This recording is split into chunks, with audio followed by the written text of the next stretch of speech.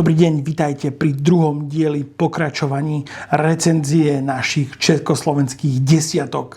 Ja mám tých pív nachystaných 15, to znamená, že prvých 5 ste už mohli vidieť. Toto je časť druhá, kde sa pozrieme na ďalšiu 5 veľkých hráčov, ktoré u nás v Československu v ponuke. A opäť teda spravíme to isté a dáme si to bodové hodnotenie.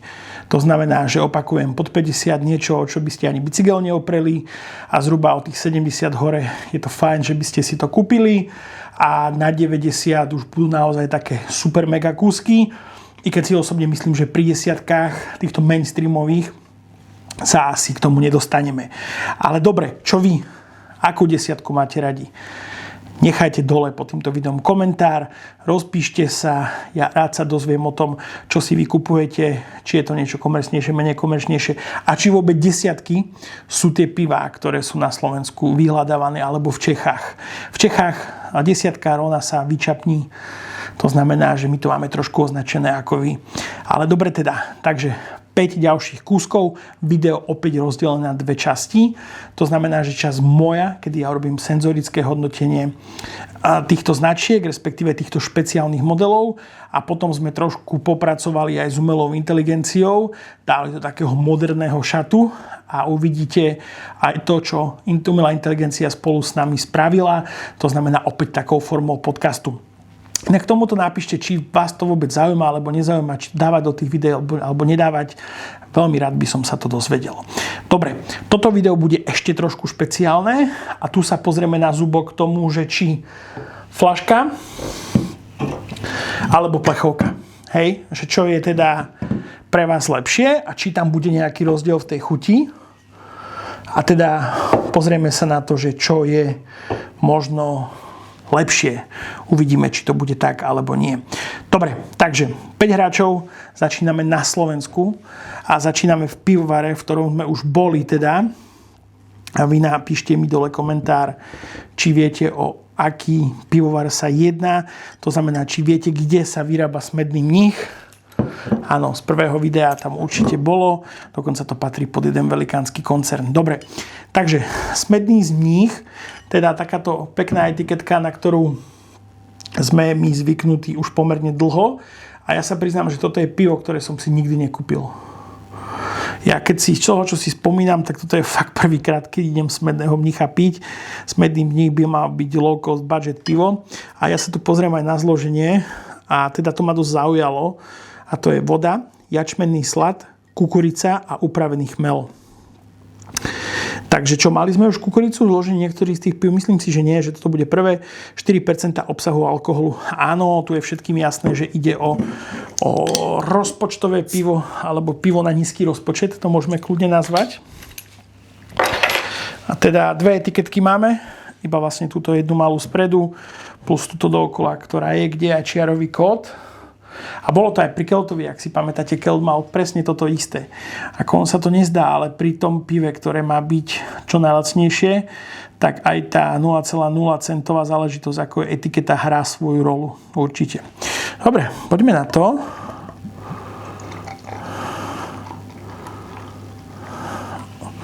Opäť inak peníme nie, to už sa nám stalo, ale vravím, to môže byť opäť teda mojim nejakým nalievaním. Spotrebujte do ešte pol roka záruka. Takže sa nemáme čoho báť, ale teda vyrobené z prírodných surovín. Čak áno, kukurica je prírodná surovina, nie?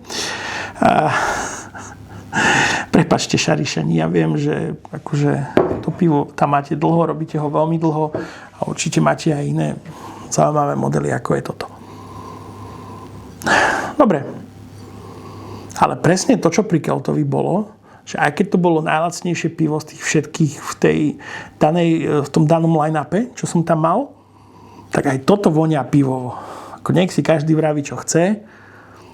Tá vonia vôbec, ale že vôbec nie je zlá. Akože úplne v pohode. No dobre, áno, keď sa moc nadýchnete, tak je to také chemické pivko trošku. Poďme ochutnať.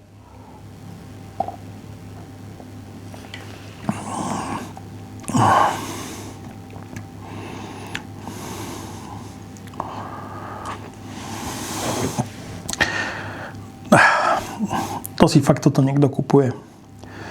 To To si seriózne, vážne toto niekto kúpi. Už ten Kelt bol lepší. To čo je toto?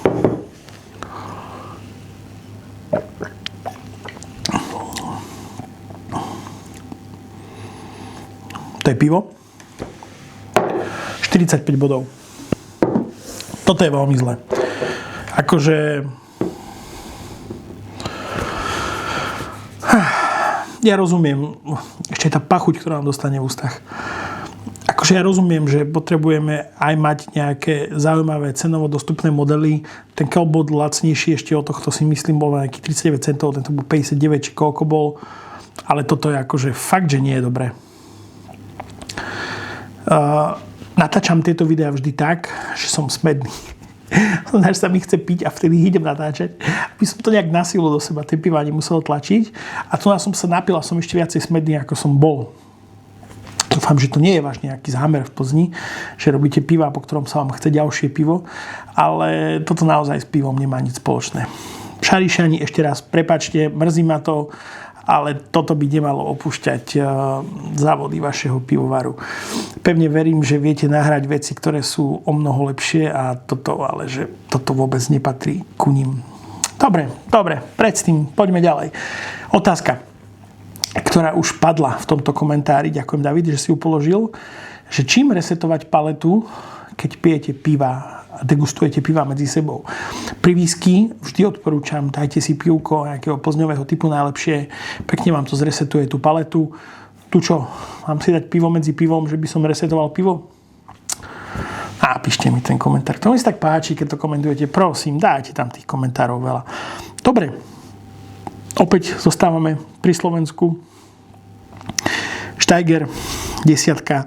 Náš legendárny slovenský pivovar, ktorý tu je u nás už od roku 1473. Máme tu 3 pekné etiketky, áno, takého starého dizajnu. Naozaj proste ten Steiger design, to je akože rokúce, aj ten nápis. Opäť prvé miesto v súťaži Slovenská pivná koruna. Tu máme rok 2013 a tu máme rok 2024. Ešte stále minulý rok, teda keď nahrávam toto video. Dobre, výrobca pivovar Steiger. Steiger nepatrí pod žiaden koncern, korporát. Napíšte mi, prosím vás, neviem o tom, že by patril. Ak patril, tak mi dajte vedieť. Sacharidy 3 gramy. Pivo Vyčap 50 svetlé. Chránte pred... Okay. Voda, jačmenný slad, upravený chmel, antioxidant, kyselina skorbová. Ja to teraz poviem z toho potravinárskeho hľadiska, ja sa kyseliny a skorbovej sa nebojte, to nie je nič, čo by vám nejak mohlo uškodiť. Pasterizované. Takže máme tu antioxidant, lomeno konzervant a máme tu aj pasterizáciu. Takže malo by to byť fajn, záruka je tam 4 roky. No čo? Steiger. Poďme to skúsiť. Bože, ten smedný mních, to bolo fakt zle. Čo ste sa zbláznili? Prečo? Prečo toto vôbec?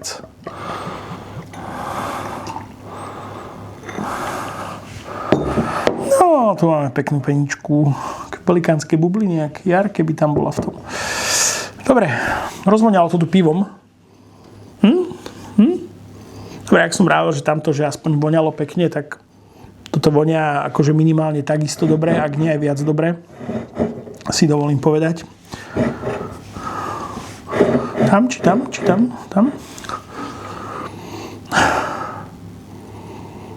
Pekne to vonia. V pohode. Som s tým úplne OK. Na 10.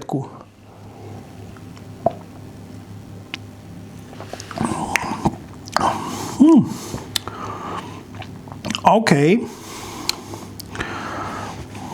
Čo to tu za karamel máme v tom? Ti máme horkosť.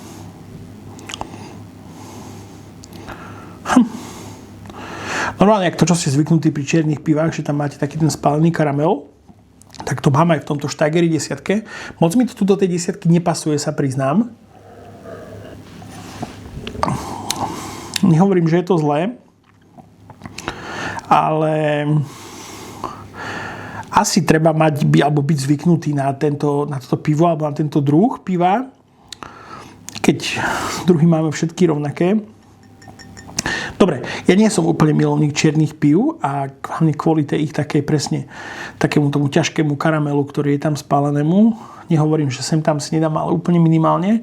A tu nevravím, že to je zlé, ale nemyslím si a neúplne mi to tu pasuje pri tomto Steigerovi, ale určite nájde si toto, si vie nájsť už podľa mňa svojho konzumenta úplne v pohode.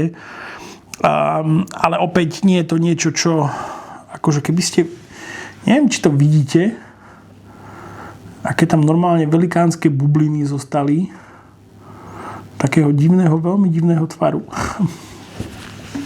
Dobre, Steiger, nie si zlý. Nemám dôvod praviť o tebe, že si zlé pivo. Si len možno iné pivo, ktoré mne úplne chutí a dovolím si dať tu na teda tých 66 bodíkov. Dobre. Dostáva 66, ja si to potom pripíšem k tomu zoznamu, kde mám to ďalšie, aby sme na konci vedeli spraviť vyhodnotenie. Takže Steigerik dostávaš dnešných 66. Dobre. Pivo číslo 3. Zlatý bažant, 10. Akože naozaj Zlatý bažant je u nás taký legendárny na Slovensku. A čo je sranda, aby ste neverili, tak je legendárny v Poľsku. Keď sme niekde v Poľsku a moja žena povie, že ja som Slovák, tak prvé, čo na to Zlatý bažant? Slovák, Zlatý bažant, Zlatý bažant, Slovák, Zlatý bažant. A neviem prečo majú takéto spojenie, že Slovensko a Zlatý bažant a len Slovensko a len Zlatý bažant. A žiadne iné pivo nemáme ako Zlatý bažant na Slovensku. A Poliakom hrozne vždy historicky chutilo. Tak ja mám takú osobnú skúsenosť a opravte ma, pokiaľ sa mýlim. Ja som mal Zlatý bažant za fajn pivo. Potom mi nejakú dobu nechutilo a neviem, čo nespravili posledných pár rokov a znovu je to pivo podľa mňa fakt, že fajn. Nie je to úplne značka, ktorú vyhľadávam, ale ani neodmietnem a dokonca ani čapovaný. Áno, sú iné ako tieto desiatky, ktoré sú zaujímavé. Áno, povieme si o nich, dostaneme sa ku nim, ale v týchto desiatkách to je tiež proste tak, že bolo to celkom v pohode pivo. Dobre, spadáme pod Heineken, to znamená veľkého hráča celosvetového. A zloženie tu máme voda, jačmenný slad a chmelové produkty. Opäť. To je to, čo bolo aj v tom kelte. Pamätáte si? A dopadlo to zle. Mimochodom, každý má svoj customizovaný štupel z týchto všetkých, čo sme videli. Joj, prečo? Ja viem, že cena je dôležitá. Ale... Dobre, no.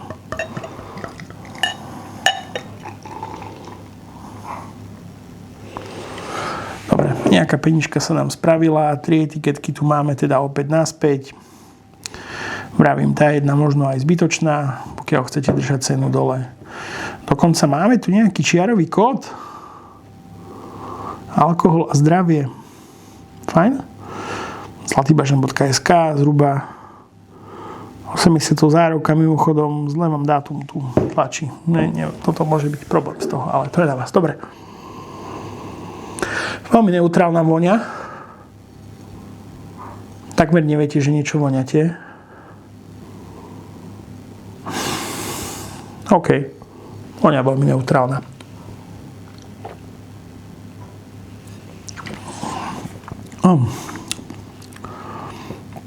Dobre. OK. Akože niečo pijete, čo to neviem.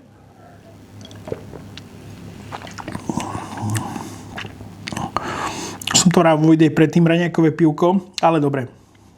Že by mu nekrivdiť, určite oproti tomu prvému je hutnejšie. Nie je tam tá karamelovosť, ako bola pri Steigerovi. Máme tu trošku také pivnatosti, chmelu v ústach, jačmeniu, je to tam cítiť trochu. Nie je to nejaké expresne výrazné. Je to fajn, je to v pohode. Je to neutrálne pivo, ktoré podľa mňa naozaj bude chutiť 8 z 10 ho proste vypije. Dobre, možno ho nebude vyhľadávať, ale nebude mať problém ho s tým vypiť.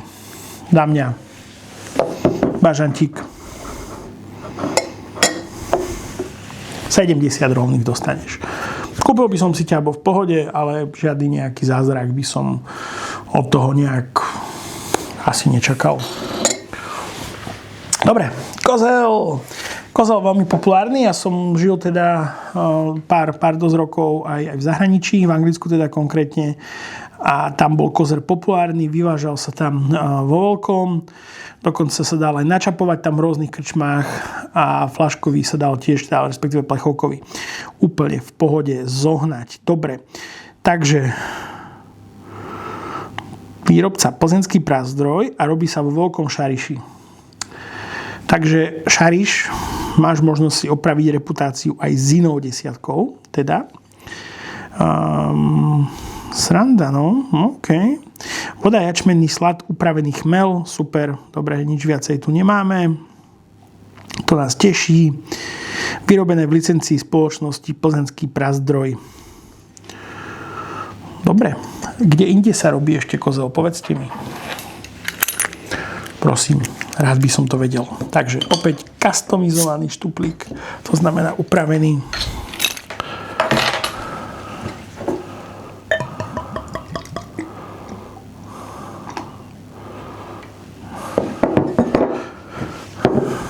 No, teda sa nám nejak podarilo robiť 3 etiketky, 10 pivečko, opäť máme čiarový kód na pravo hore. To vôbec nevonia ako pivo. Nehovorím, že to vonia zle, len vravím, že to vôbec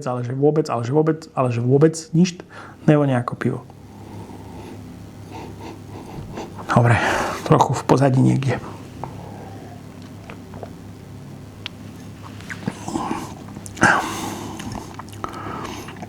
Presne takto si kozel pamätám. I keď si ho pamätám viacej sladký, tu trošku horkosti máme. Aj to tu píšem. Vyčapné pivo s jemnou chmelovou horkosťou, príjemnou vôňou a vyváženou chuťou. Akože s tou vyváženou chuťou som úplne v pohode. Je také horko-sladké. Už je to podľa mňa lepšie od toho bažantíka. Tu ste si podľa mňa akože Šariš spravili určite lepšie meno s týmto. Je to piteľné, je to aj sladké trošku, aj horké trošku. Taký kompromis medzi všetkým. Za mňa kozlík 72 bodíkov dneskam. 72 bodíkov dneskam dostávaš. Dobre, veľké porovnanie pred nami. Gambrinus. Dobre, ty si už Made in Czech Republic? Gambrinus, povedz nám, či si Made in Czech Republic alebo nie si. Vyrába Plzeňský Prazdroj, pivovár Veľký Šariš. OK, takže dneskam Šariš ide. Lechovica.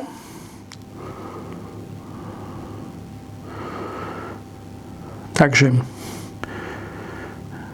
výrobca Plzeňský Prazdroj AS, Veľký Šariš, Slovenská republika. Dobre, tak aj toto je vyrobené v Šariši. Dobre, Šariš, dnes kam ty ideš? Ty tu máš 4 zo 6. Dobre, Gambrinus určite poznáme. Ja som sa priznám, ho kedysi hrozne moc nemal rád a vyhýbal som sa mu.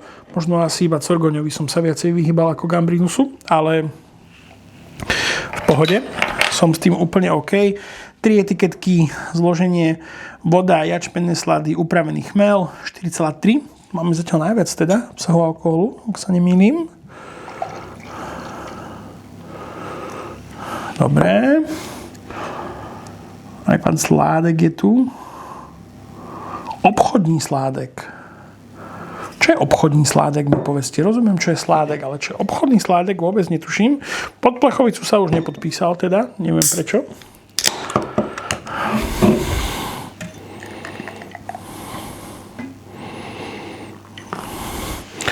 Dobre, z plechovice o mnoho viacej peníme.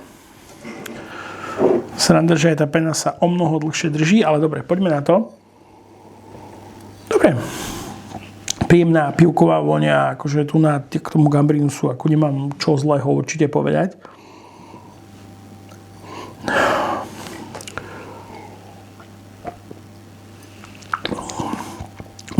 Dobre. Wow, Gambrinus, ja si ťa pamätám o mnoho horšieho. Akože s týmto som úplne v pohode. Je príjemne horkasté. Fakt, že hej, chmelové odrôdy sladká, díky tomu môžete vychutnať svieži pivo s príjemnou horkostí. S tým súhlasím, tá horkosť je príjemná, nie je až taká nejaká hrozne moc agresívna, ale je úplne v pohode piteľná.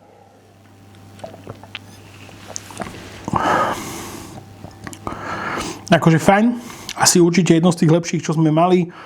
Aj to už nie je také vodnisté. Už aj v ústach chutíte, že máte, chutíte, že máte niečo v ústach. Cítite, že máte niečo v ústach. Ale dobre teda, poďme to porovnať s tou plechovkou. Je možné, že to vôňa z tej plechovky inak?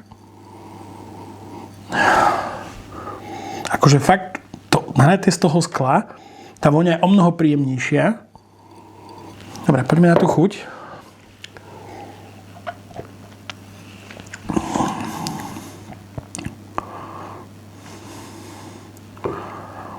Ono chutí inak to pivo. Wow. Ako je to možné? Podľa mňa receptúra je tá istá. Neverím, že majú dve receptúry.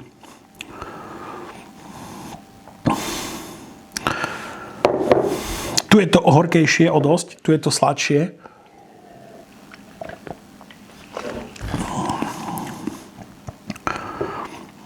Nevravím, že to je zle v tej plechovke, akože v pohode, fajn, vypili by ste to. Ale proste z toho skla mi to... Teraz otázka, či to je nejaké proste v hlave uložené, že áno, toto je sklo, toto je plech, respektíve alumínium, hliníkový obal, či keď už nerobia sa to, nie to hliník. Čo to je? Napíšte. Čo to je? Je to stále ešte hliník? Alebo je to nejaká iná zmiešaninka? Dobre, ja si nemôžem pomôcť. Mne viacej chutí to plechovkové.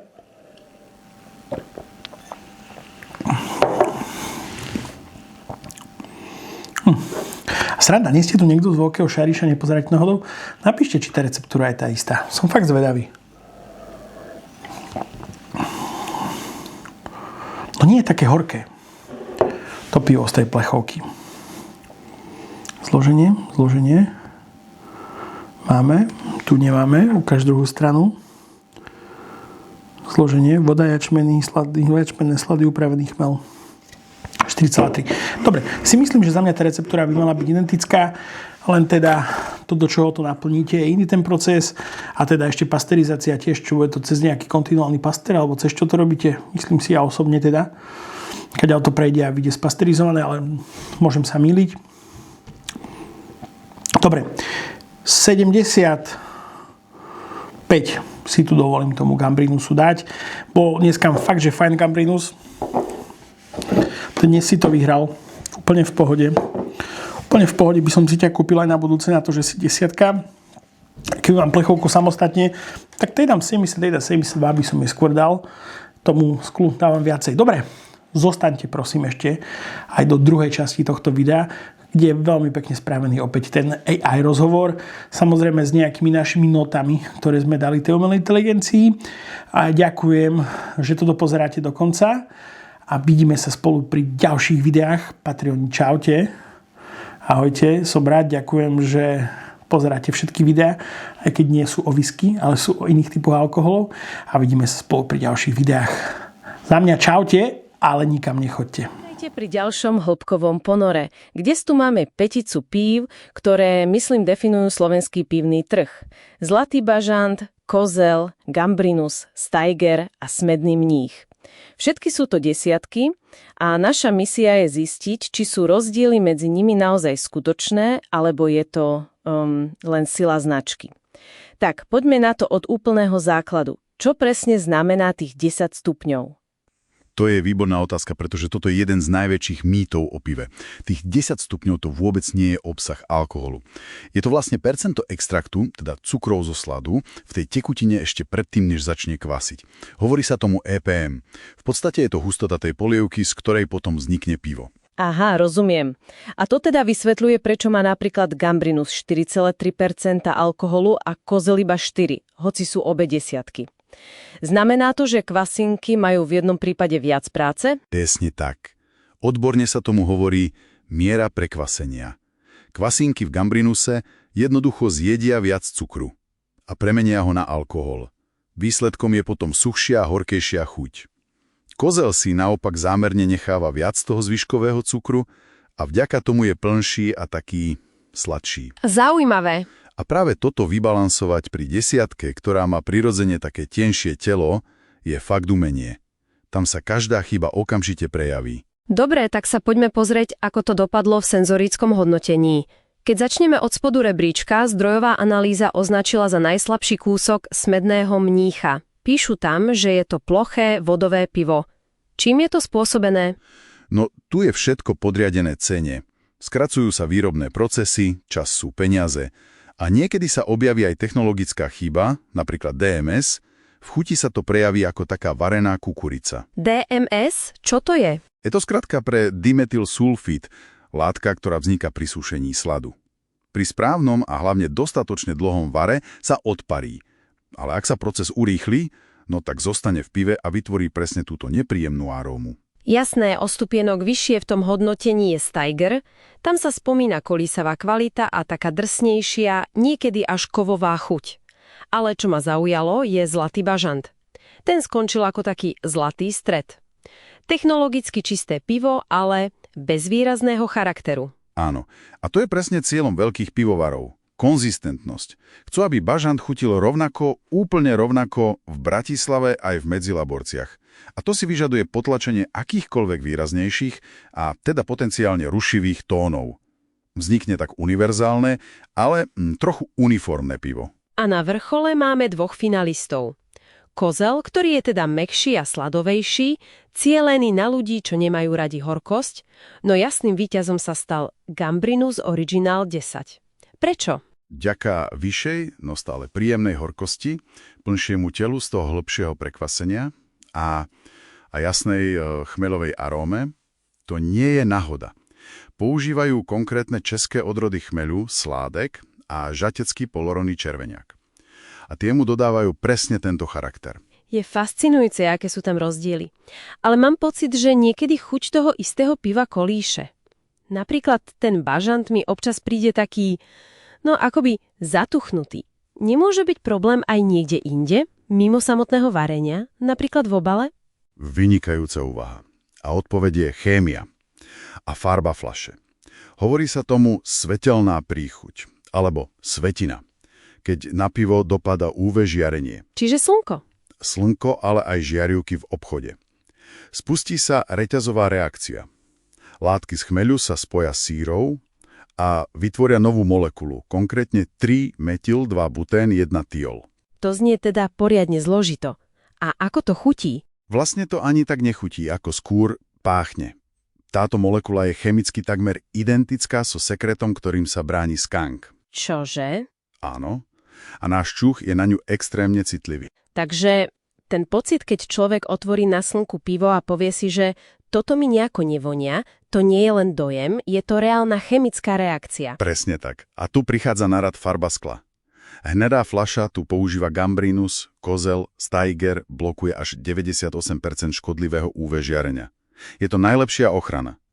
Ale zelená fľaša, historicky spájaná práve so zlatým bažantom, prepustí oveľa viac svetla. Zablokuje možno 20-30%. Pivo v nej sa môže pokaziť doslova za pár minút na priamom slnku. Takže keď to zhrniem, desiatka naozaj nie je len desiatka. Rozhoduje prekvasenie, kvalita chmeľu a dokonca aj to, v akej fľaši si pivo kúpime. A aby toho nebolo málo, je tu ešte aj ten zálohový systém, kde je paradoxne záloha za jednorazovú plechovku 15 centov, ale za ekologickejšiu vrátnou fľašu len 13. Áno, presne. A keď to všetko spojíme, vidíme, že za každým pivom je jasná filozofia. Od minimalizácie nákladov pri smednom mníchovi až po vernosť tradičnej horkejšej receptúre pri Gambrinusu. A to ma privádza k takej poslednej myšlienke.